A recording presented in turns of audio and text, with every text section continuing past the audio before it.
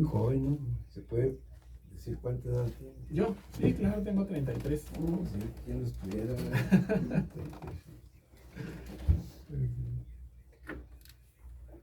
Para que escuches las canciones del ingeniero. Muy bien. ¿Sí? Van a cantar completo. Se llama Ven a la Sierra. Es una invitación a visitar Ven a la la sierra. sierra de... Ok.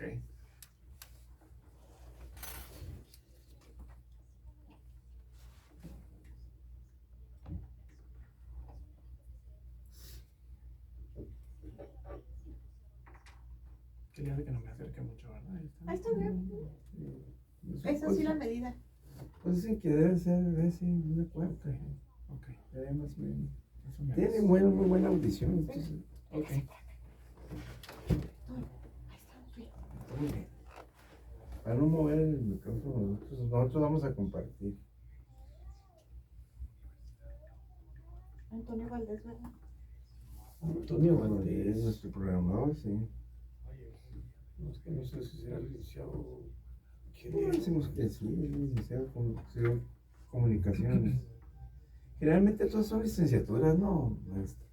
¿De qué, perdón? Les digo, nuestro programador, si se puede Ajá. decir es programador, pues sí, es un programador, ¿no? Claro, claro. Sí, sí, sí. Productor, editor. Viste camisa. Muchas gracias. Sí, está florida. Florida. ¿Quieres que te la regale, no? Pues la de me todos. crea. La de todos está muy bonita. Y la mía también. La verdad que sí. La del Arqui tiene. Anda la Luis Echeverría. Bien echado a perder. Le falla el oído al Arqui. Ya. Pero eso, de una Es inminencia. una eminencia. Sí, lo Es el creo. autor de 34 escudos del estado de Chihuahua. Sí, pues sí. Definitivamente. Y este libro que se llama La Heráldica Municipal de Chihuahua Qué padre. Es editado por esto. Órale. Qué Donde padre. viene la explicación de los 67 escudos municipales.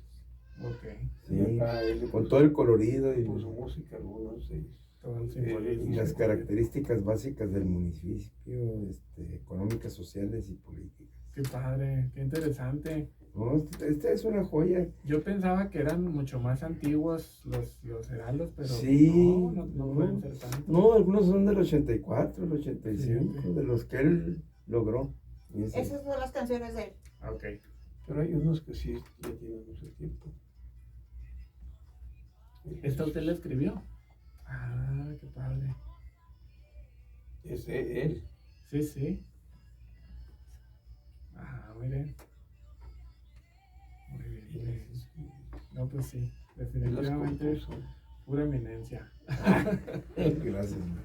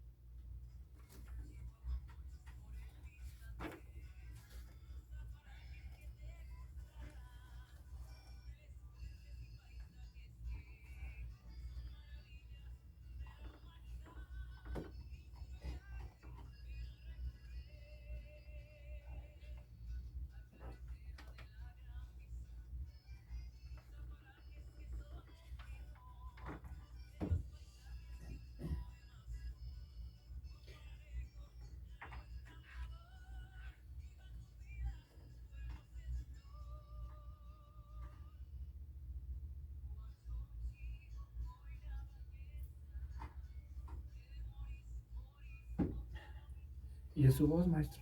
No, es de una artista que canta regional, Priscila Ah. Robles se llama. Ah, ok, ok. Sí, Ah, ¿es mujer? mujer. Ah, tiene una voz. Sí, tiene una voz grave, ¿no? gruesa, ¿no? Ajá. Pero Canta canta muy muy bonito. bonito, sí, canta súper bien. Sí. Sí, pero sí se me hacía muy, muy Sí. aguda para que fuera la Sí. suya, pero dije, a lo mejor No, sí. A lo mejor sí es. A lo mejor tiene Yo otra tengo, cosa. yo tengo grabada nada más una de todas las 67 que se llama Ven. Yo a Guadalupe Calmo. Mm, Así la canto yo con mariachi. Ah, qué padre.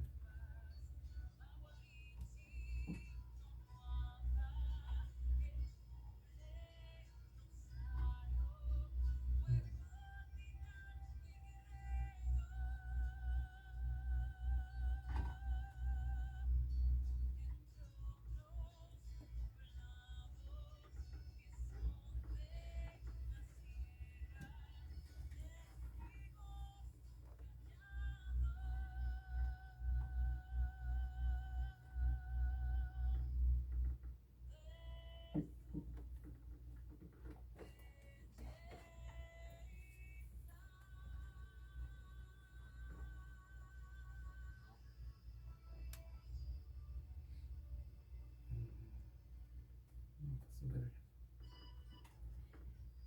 Sean todas y todos bienvenidos a este programa Más Humanismo, un programa de la Universidad Autónoma de Chihuahua.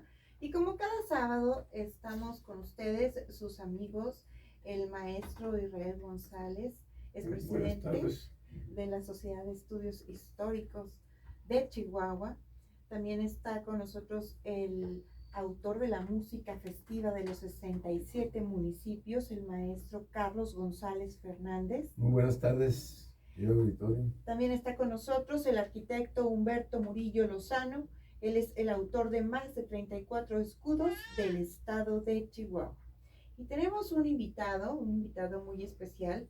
Él es el museógrafo de uno de los edificios más bellos de la ciudad de Chihuahua y de una de las mansiones más hermosas del país.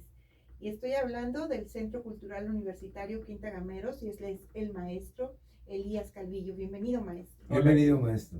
Hola, ¿qué tal? Muy buenas tardes, muchas Centro gracias. histórico. Muchas gracias por la invitación. Centro Cultural Centro histórico cultural también. Universitario Y Quinta social. Gameros.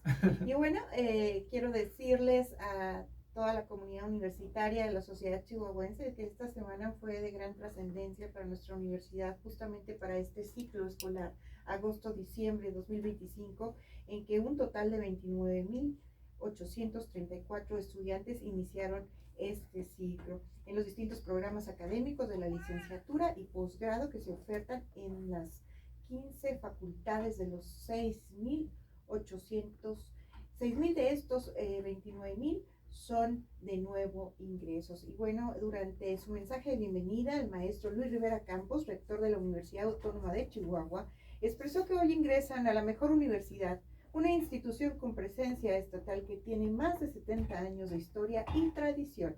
Ustedes podrán encontrar fácilmente un gran número de egresados en quienes apoyarse gracias a las décadas de formación profesional. Cabe resaltar también que regresaron a las aulas 3.000 docentes, mismos que participaron en las reuniones de programación de clases y academias desde el inicio de las labores administrativas. La Universidad Autónoma de Chihuahua invita al alumnado en general a ubicar las áreas de atención, así como también a mantenerse informados sobre los servicios que proporciona nuestra universidad, los cuales de igual manera pueden consultar en los sitios web oficiales de cada una de las facultades y mantenerse atentos a las actividades y fechas importantes a lo largo de todo el semestre. Y bueno, vamos a comenzar como cada sábado con la historia de un municipio. Este es un municipio serrano, turístico, con grandes atractivos para visitarlo, el municipio de Bocoin. Así es que vamos a pasar a su historia con el maestro Israel González. No, el arquitecto. Primero vamos a irnos a la... Perdón. Sí, es que el arquitecto, el autor de los las descripciones de los escudos de la heráldica de Chihuahua, está aquí con nosotros, ¿verdad? Y Ok, él es maestro. el que va a dar Bocoina. lectura precisamente a su trabajo dedicado al Usted me dice municipio cuando entro. de Bocoina. Adelante. Comenzaré dando las gracias a mi amiga Heidi Sandoval y a mis amigos Carlos e Israel González por permitirme pues compartir estos momentos que para mí son muy valiosos. Muchas gracias. Gracias. A continuación me voy a permitir blasonar el escudo del municipio de Bocoina.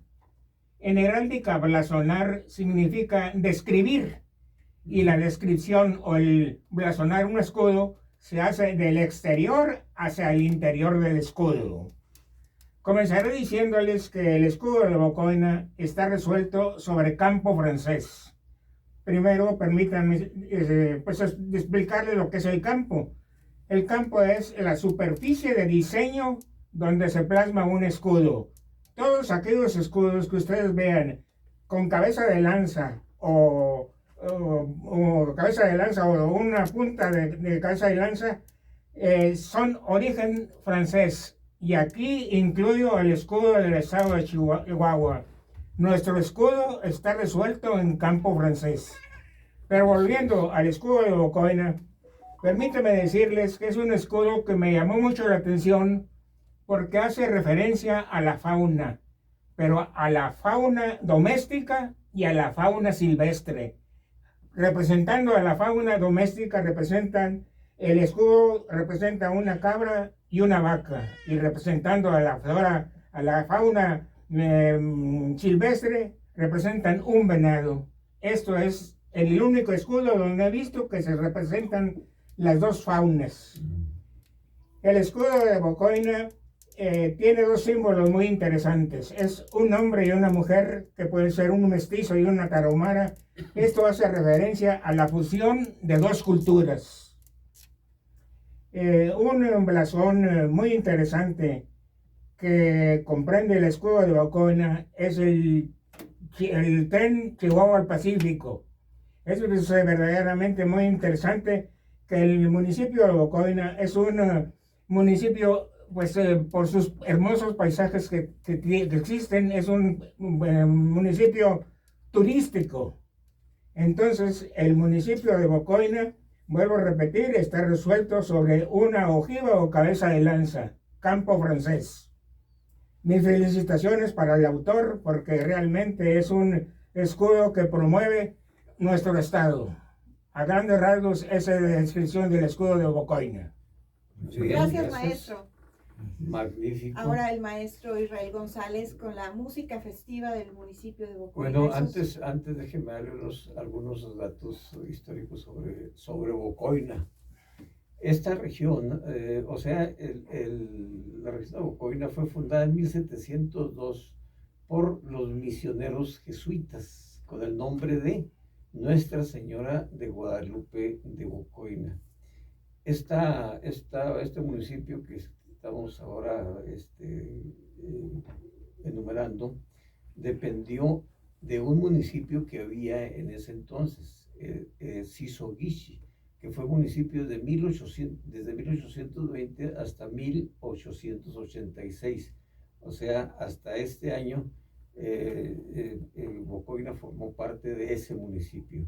Y ya cuando pues, se desintegró el municipio, fue parte de otro municipio que ese sí todavía existe, que es el de Carichic.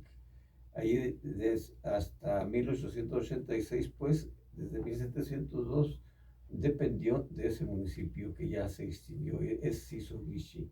Y luego, después, por decreto del 20 de noviembre de 1911, lo elevan a categoría de municipio, o sea, Bocoina. Bocoina, pues prácticamente el municipio es muy bello, ¿verdad? Se ha caracterizado por las bellezas naturales y que es un centro turístico. Todos las ciudades principales o los pueblos principales, pues son Bocoina, que es la cabecera, y luego San Juanito, Krill, Sisoguishi y algunos otros, ¿verdad? Que son muy bellos y pues he tomado como referencia para el turismo.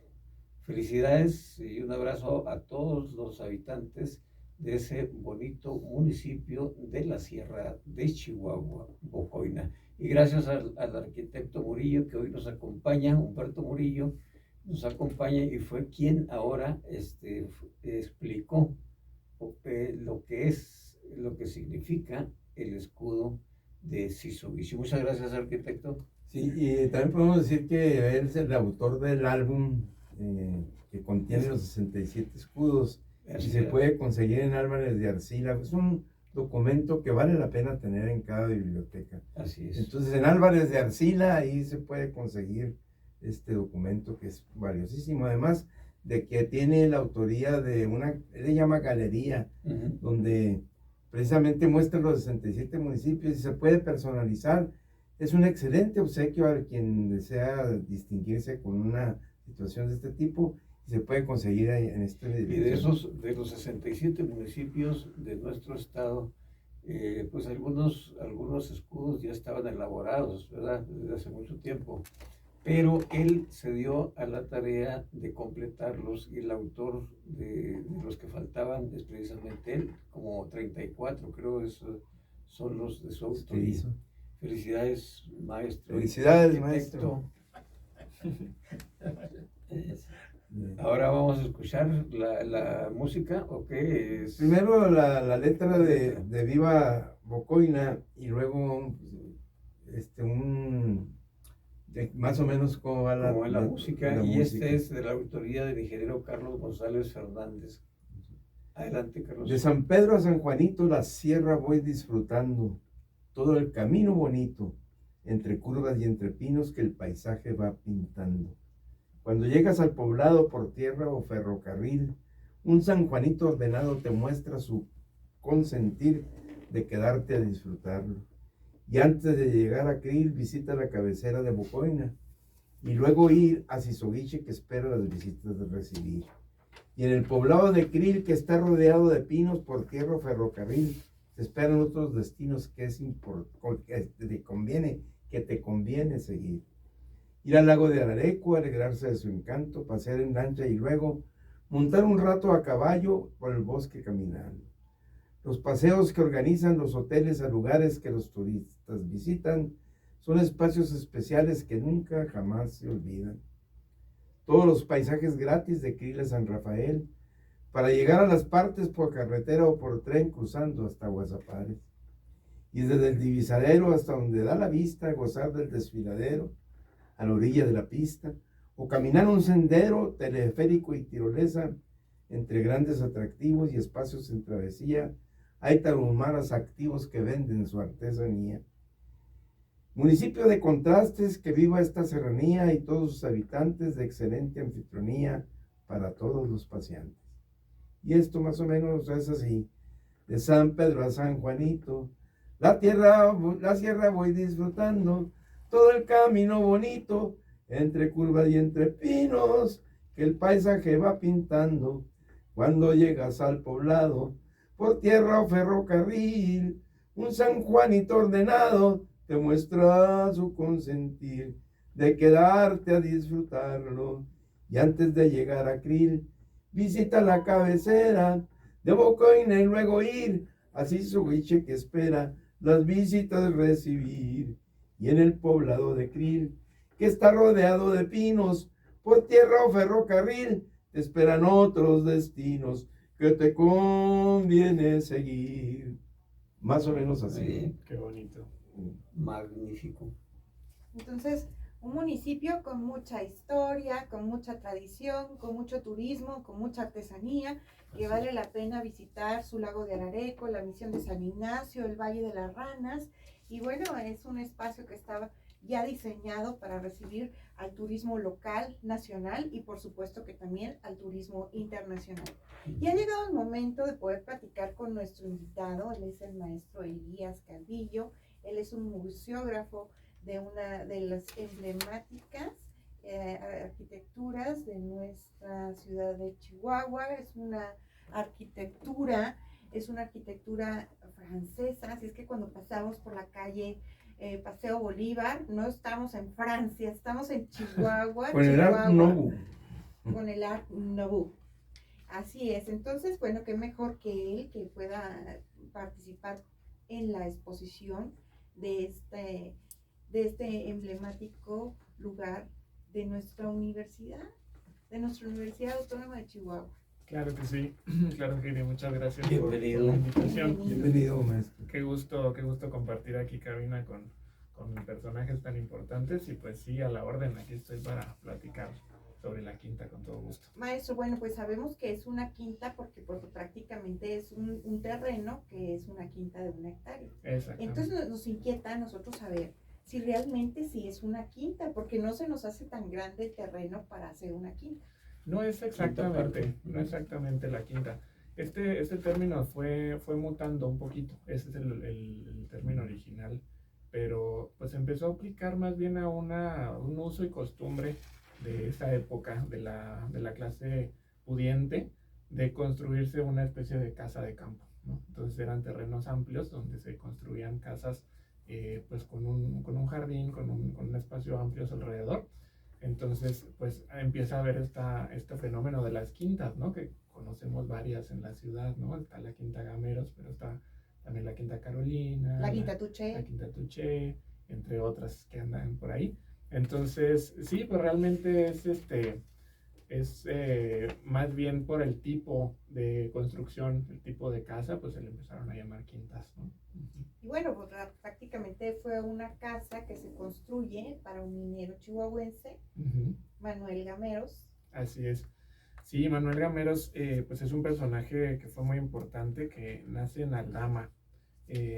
Nace en Aldama en 1847. Entonces, él empieza a tener mucho éxito en este proceso de la minería, así como varios personajes importantes del país, ¿no? En aquella época, pues estamos hablando de finales del siglo XIX, pues la minería estaba en un repunte tremendo, ¿no? En plena expansión de la revolución industrial.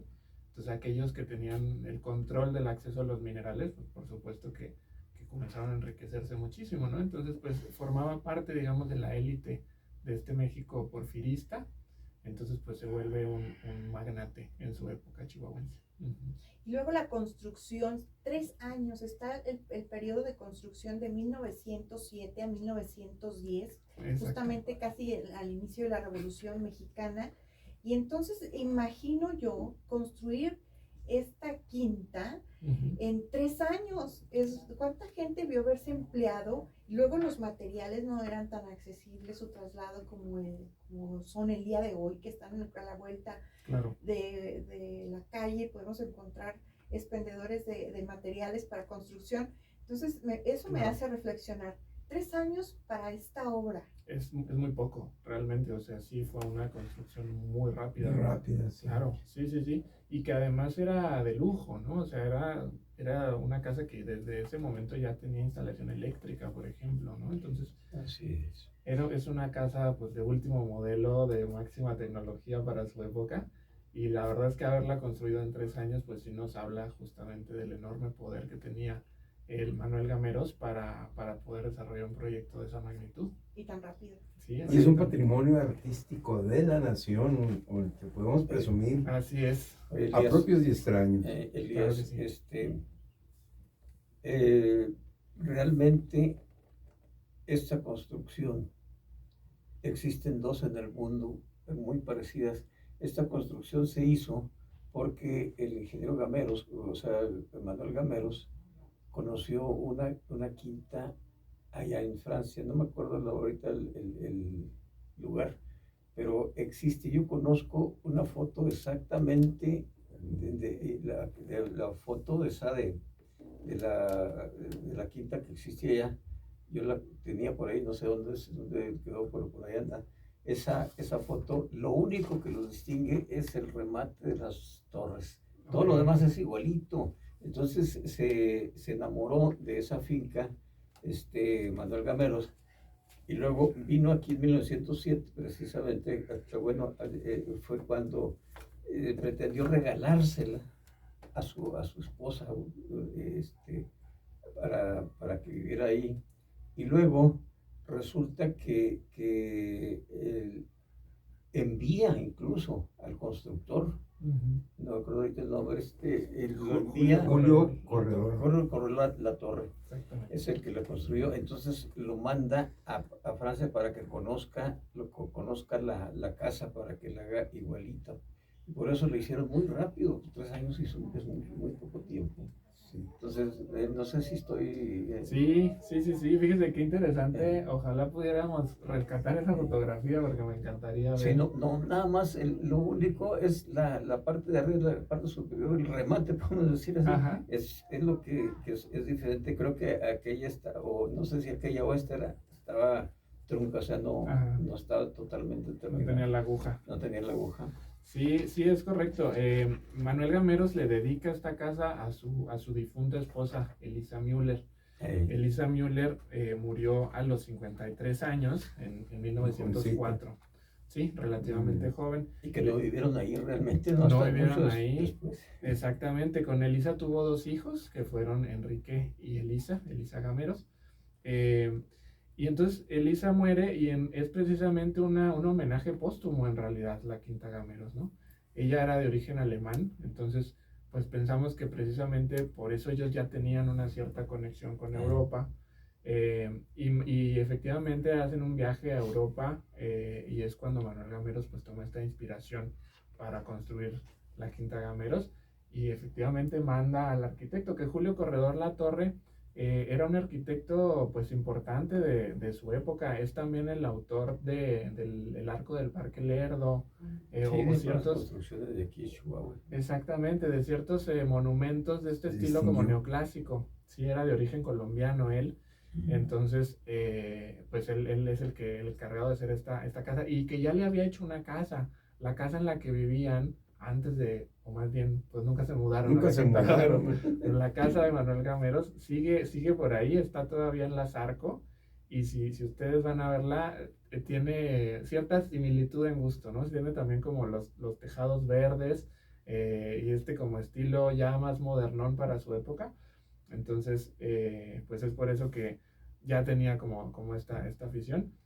Y entonces la quinta es ese homenaje a su difunta esposa, efectivamente. Un símbolo para Chihuahua realmente, y céntrico, está muy en el centro. Sí, totalmente. Pero pues sí, para desgracia de la familia Gameros, pues en eso arranca la revolución, ¿no? Precisamente en 1910. Entonces hubo un periodo ahí, porque la casa terminó en 1910, pero Manuel Gameros no huye hasta 1913, que es cuando Francisco Villa toma la ciudad de Chihuahua.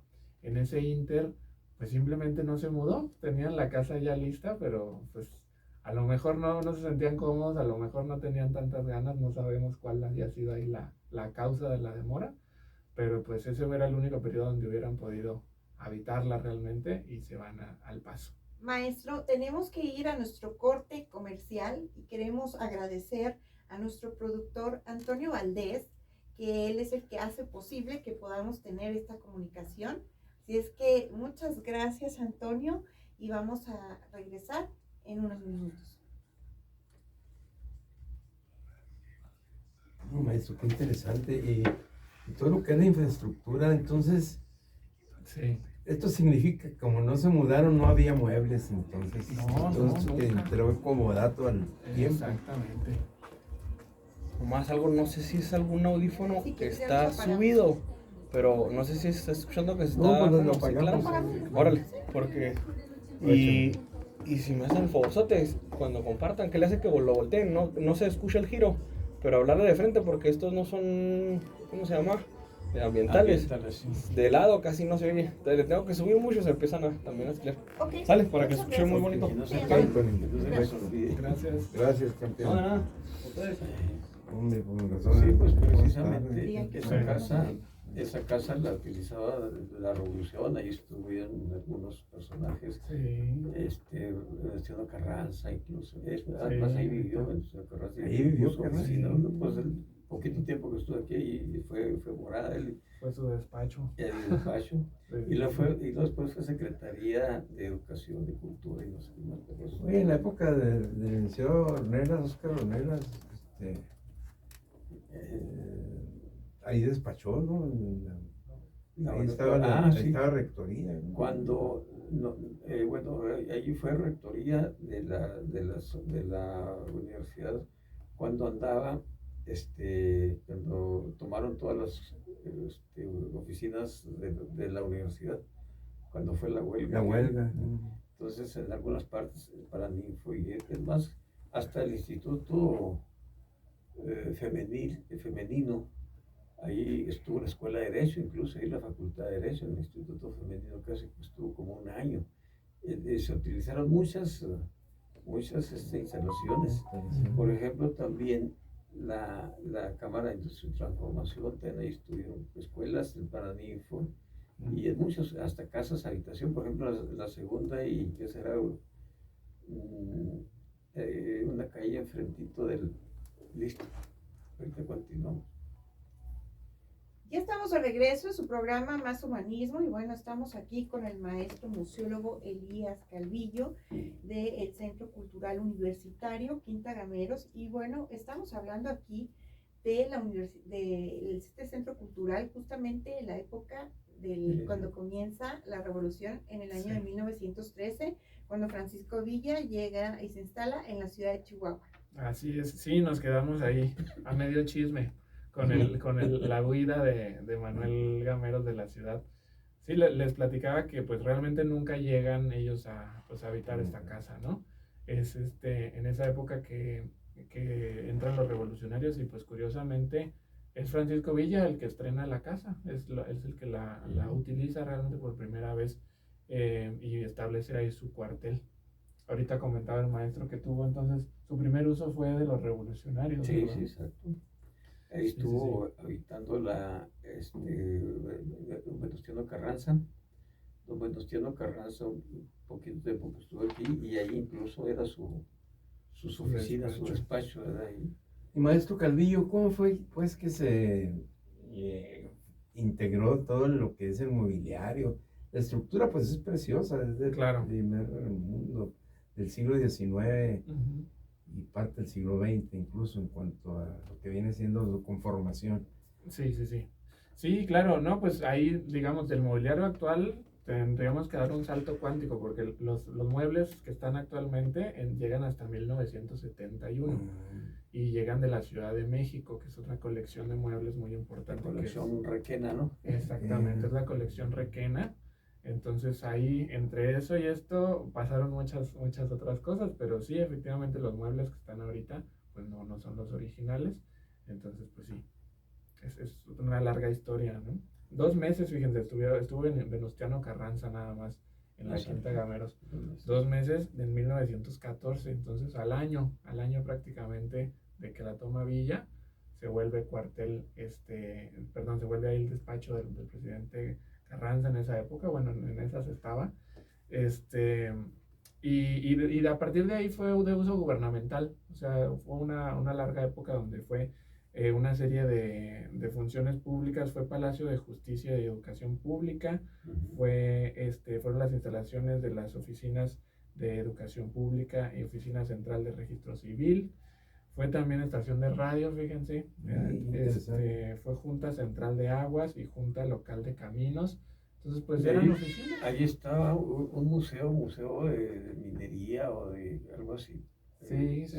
Había una había muestras minerales. Muestras mineras por ahí, no me acuerdo cómo se llamaba en ese entonces el museo. Sí, así es. Hay un periodo, fíjense, interesante, un paréntesis, donde la casa se le devuelve a Elisa Gameros, que era la única hija sobreviviente de Manuel Gameros. El hijo falleció en El Paso, de tuberculosis, me parece, y entonces la única que quedaba era Elisa. Y hay un periodo donde el gobierno federal empieza a devolver las propiedades incautadas a las familias que los revolucionarios las habían despojado.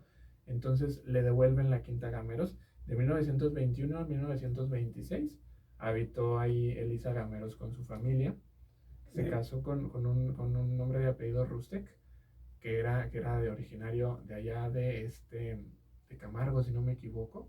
Entonces, ese es el periodo. Pero familiares están de los gameros, porque no son gameros, ¿no? También. Sí, sí. Oiga, y luego cuando entró al gobierno de la República, Álvaro Obregón fue el que decidió, ¿cómo se llama? Decreto que se regresaran muchos bienes incautados por la revolución a sus propietarios originales, y por eso se regresó a la casa a la familia Gameros. Pero fue muy poquito tiempo también, porque después la vendieron, ¿no? La tienen que vender después nuevamente y se la venden de vuelta al gobierno.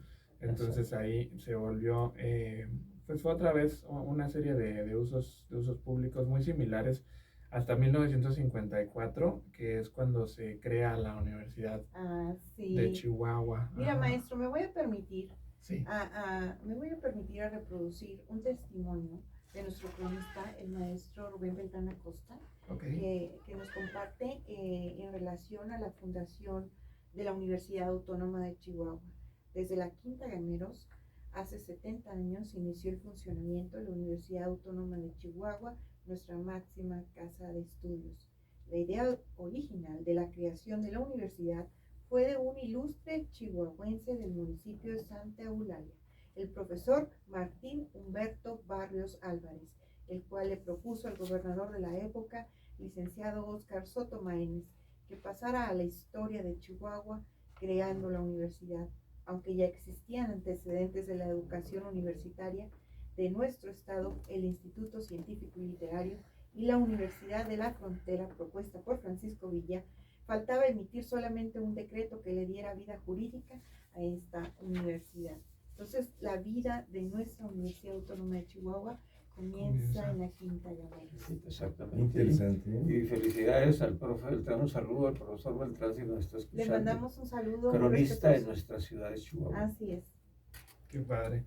Sí, y entonces fue ahí Escuela de Ingeniería Civil, de Derecho y de Música. Así es. Fueron las primeras facultades, por así decirlo, las primeras áreas que se abren. Y entonces en 1958 ya la rectoría que estaba ahí en la Quinta Gamero se traslada a un nuevo recinto, ¿no? Y a partir de ahí se empieza a generar la idea de convertirlo en museo, que es el que comentaba aquí ahorita el maestro. Museo de Minería. Sí, Museo Regional del Estado de Chihuahua era el nombre oficial y se inaugura hasta 1961. Y pues sí, se exhibía efectivamente temas de minería, temas de arqueología, de vestimenta eclesiástica, pinturas antiguas y arqueología de la cultura de Paquimé. Entonces, pues sí, era realmente uno de los primeros museos, si no es que el primer museo del estado de Chihuahua. Bueno, pero también es un centro cultural muy importante porque ahí se celebran muy seguido, muy frecuentemente conferencias de primer nivel, conferencias, presentaciones de libros y todo. Muy centro cultural muy adelantado, ¿verdad? Realmente no nada más sirve como museo, porque el Centro Cultural Universitario es el nombre actual, ¿verdad? Pertenece a la Universidad Autónoma de Chihuahua. Exactamente. Y ahí sirve para pues que muchos, incluso hasta de otros países, otras partes, vengan a exponer sus conferencias ahí. Sí, es correcto. En 1991 se le cambia el nombre a Centro Cultural Universitario Quinta Gameros, que es actualmente pues su nombre y que es lo que es realmente. A mí me parece, siempre les digo que me parece muy curioso darme cuenta que la Quinta Gameros no es un museo, sí es un centro cultural, ¿no? Porque tiene muchos usos diversos, además de las exhibiciones. Realmente, como dice el maestro, tenemos una agenda muy saturada de muchísimas cosas. Tenemos conferencias, presentaciones de libros, conciertos, obras de teatro, un montón de actividades educativas, académicas, culturales, y realmente pues es un centro muy vivo hasta la fecha, ¿no? Importante. Sí. El escaleriaje, maestro, que dicen que incluso trajeron materiales franceses para elaborarlo. ¿Qué nos puede comentar al respecto de lo que son las escaleras que tienen acceso hacia la parte superior? Sí, sé que trajeron materiales de diferentes lados. Por ejemplo, toda la cristalería viene de Tiffany's, allá desde Estados Unidos. Entonces, sí, le mandaron traer material de muchos lados. Hay otros materiales locales, por supuesto. La cantera, por ejemplo, en su gran mayoría son materiales locales. Y por supuesto que las manos que la construyeron eran Obreros mexicanos. sí, completamente personal local. Entonces, pues es curioso porque estilísticamente es completamente europea, pero pues es completamente un edificio mexicano. Y ahorita, maestro, que menciona la cristalografía, está intacta, ¿no? O sea, Está intacta. Sí. los colores siguen nítidos y Sí, es sorprendente plena. porque pues pensar que ahí estuvieron los revolucionarios, que fue cárcel, que fue un montón de cosas y que este vitral enorme, precioso que tenemos En medio de la escalera. en medio de la escalera es la verdad es un milagro. Así Sí, es. sí, sí. Lo respetaron. Sí, exactamente. Entonces, pues es como muy sorprendente. Obviamente ha habido restauraciones, ¿no? En general. Hubo una restauración muy importante, me parece que en los años 80, donde se renovó fuerte varias zonas que estaban ya un poquito deterioradas, pero pues sí, en su gran mayoría es muy fiel a lo que era originalmente, ¿no? Maestro, a mí me gustaría que nos introdujéramos por medio de la radio a este magno edificio de nuestra universidad, que pudiéramos recrearlo así de que tenemos la entrada, el lobby con un gran escalerado, y en la parte de abajo tenemos el área de las tertulias con el mobiliario de la familia Requena de la Ciudad de México. Así es. Sí, pues una tenemos descripción general, ¿no? descripción general, pues bueno, tenemos un jardín precioso con una fuente en el acceso principal, con 2 escaleras laterales, suben a un descansillo y atraviesa uno hacia el lobby, ¿no? El lobby, que es esta zona central de la casa, que era una estructura arquitectónica usual de esa época. Se pasa de estos patios centrales típicos de las casas del siglo XIX a estos grandes espacios cerrados, ¿no? Ya no era necesario un patio, pero sí se conservaba esta idea como de un espacio que comunica todas las áreas. Entonces tenemos este lobby. Al lado izquierdo tenemos la sala dorada, que originalmente estaba pensada para ser el comedor de la casa. Tenemos ahí unos frescos preciosos con temáticas de comida, de frutas, y un área pequeñita que era la sala de fumadores específicamente. Entrando hacia la derecha tenemos otras salas que era la sala principal, que ahí actualmente está precisamente la sala principal de la familia Requena, de los muebles Requena. Y las otras áreas eran alacenas, en realidad. Las áreas que ahorita están, la recámara principal Requena, la recámara de Caperucita, y la recámara y el baño Requena, esas áreas eran cocina y alacena. Entonces, realmente la distribución que se planeó originalmente para la casa, pues no tiene mucho que ver con la actual, ¿no? Al final está adaptado. Tenemos unas escaleras en la parte central, también 2 escaleras que se unen en un descansillo y suben a un redondel que ve hacia el lobby, hacia abajo, ¿no? Interesante. Y todo lo que es alrededor, toda la que es la planta alta, eran alcobas, estaban pensadas para hacer las alcobas de la casa. Tenemos una sala que es la sala de frescos, que conserva frescos originales de la casa, que la técnica del fresco es esta técnica donde se aplica pigmento directo sobre el enjarre. Entonces el pigmento se absorbe y queda para toda la vida realmente, ¿no? O sea, por ejemplo, la Capilla Sixtina, los grandes murales de la historia del arte están hechos con el fresco. Entonces tenemos esta sala de frescos que es por la temática, que es una temática acuática, tenemos lagos, ríos, cascadas, sabemos que iba a ser un cuarto de baño de una de las alcobas, ¿no? Y pues actualmente exhibe los frescos simplemente. Pero sí, toda esta planta alta eran alcobas y actualmente son salas de exhibición temporal. Tenemos ahí la recámara del pavo real, y ahí termina, digamos, el ciclo Requena, el ciclo de los muebles Requena. Y el resto de las salas de la parte frontal de la casa son una serie de vestíbulos conectados. Está primero la sala Luis de Aragón, que tenemos ahí una exposición permanente del maestro Luis de Aragón, que se llama Los Ángeles Oníricos.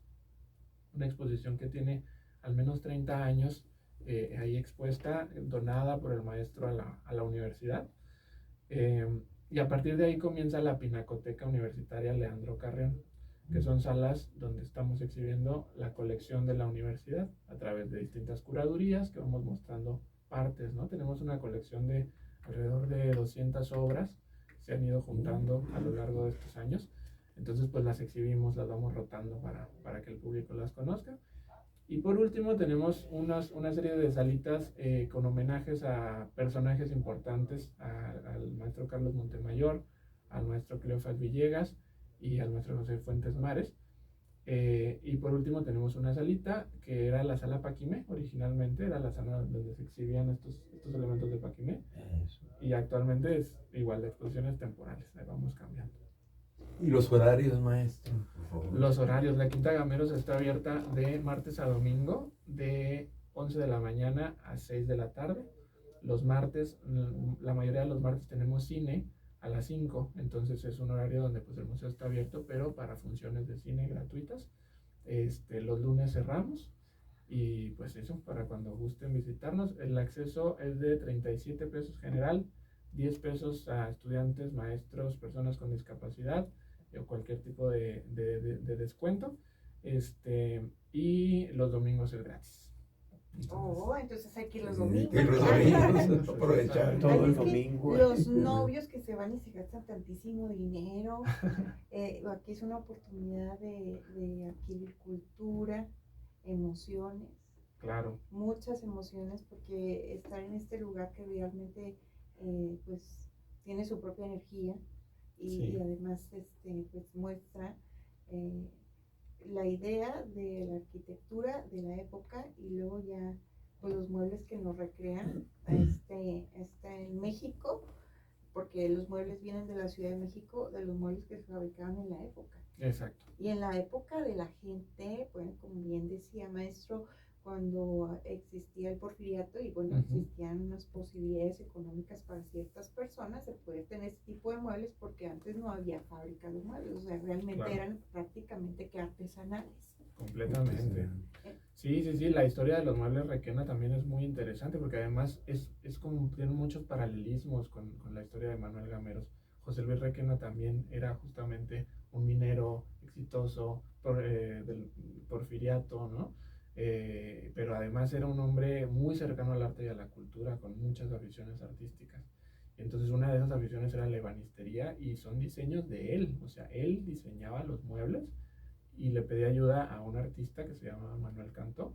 Qué interesante. Y entre él y un ebanista que se llamaba el maestro Pomposo, tuvieron este proyecto, ¿no? Entonces, la Casa Requena en la Ciudad de México era una cosa espectacular también, ¿no? Hay fotos donde se ve y es una cosa increíble, pero se cae esta casa, termina cayéndose por una demolición al lado, se les cae un muro y, bueno, esto ya fue en 1968 más o menos, ya José Luis Requena ya no estaba, era propiedad de sus hijos, y se tenía la intención de hacerlo un museo de diseño ahí en la Ciudad de México, porque estaba en el centro, cerca del Palacio de Bellas Artes. Entonces en ese momento se decide traer la colección a Chihuahua, precisamente porque se dan cuenta de que ahí es un espacio ideal para albergarla, ¿no? Sí. Y quedaron ad hoc, ¿no? Sí, Y completamente. coincidía con ¿cómo se llama? Los adornos de... Sí, con la estética, completamente. Es curioso porque el famoso Art Nouveau. el famoso Art Nouveau corresponde a un periodo histórico donde estaban muy influenciados por el romanticismo. Yo considero que tanto Manuel Gameros como José Luis Requena eran unos románticos empedernidos, definitivamente.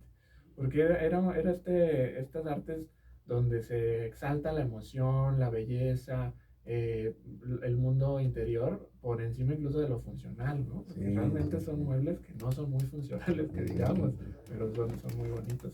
Entonces el Art Nouveau, digamos, es la consecuencia moderna del romanticismo, que es una corriente que empieza a explorar los elementos de la naturaleza y los integra literalmente en el diseño. Entonces por eso tenemos estas mesas con ramas y con fuego y con patas de animales y cosas muy fantásticas, ¿no? Sí. Y sí es de origen muy europeo, también le llaman modernismo. Modernismo. Es lo mismo, básicamente, son los diferentes nombres que llegó a tener, que empezó a popularizarse en muchas partes de Europa. Entonces, pues claro, si pensamos Manuel Gameros y José Luis Requena en inicios del siglo XX en México, el ideal de la élite era eurocentrista completamente, ¿no? Entonces la idea era copiar lo que para ellos era alta cultura, que bueno, hoy en día podríamos cuestionarlo, pero pues sí, es la razón por la cual tienen esta influencia europea tan fuerte. Uh-huh. Sí, sí, sí. Y bueno, digo, los cuartos de los niños, siempre con un personaje, y en este cuarto de la Caperucita, Sí. para la niña. Sí, la recámara de Caperucita es un regalo que le hace José Luis Requena a su hija, a una de sus hijas, a la menor precisamente, y pues era como la niña mimada completamente, ¿no? Era como esta cuestión muy, muy sobreprotectora y como muy cariñosa, porque José Luis Requena además era un hombre muy familiar, o sea, todo su proyecto giraba en torno a la familia, ¿no? Todas las simbologías que tiene incrustadas, toda esta colección, tiene que ver con la familia. Entonces, cada habitación tiene su historia, es muy curioso, ¿no? Por ejemplo, la recámara del Pavo Real está dedicada a una de las hijas mayores, ¿no? Cuando se casa la mayor, la que le seguía, eran 3 mujeres, se queda en la habitación, en su propia habitación, entonces le hace este regalo pues, para una señorita, por eso es la recámara del Pavo Real, es como un simbolismo de la juventud y de esta cuestión femenina, como de la coquetería, ¿no?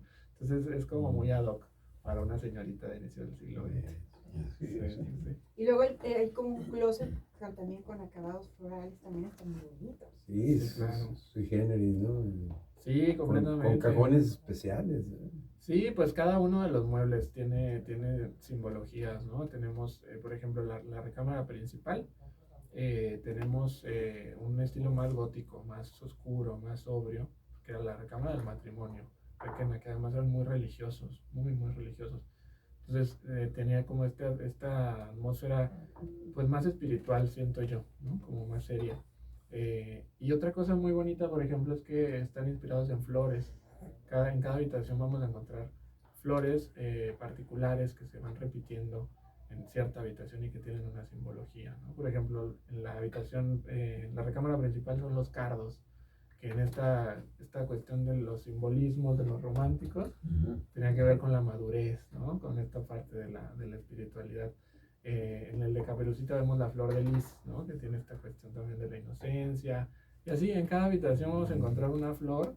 Entonces cuando ya uno se pone a ver la profundidad que tiene, son obras de arte realmente, ¿no? Y la Quinta Gameros también, o sea, está plagada de simbolismos, de alusiones a Lisa Newton. Integralmente se trata de eso, de una Sí.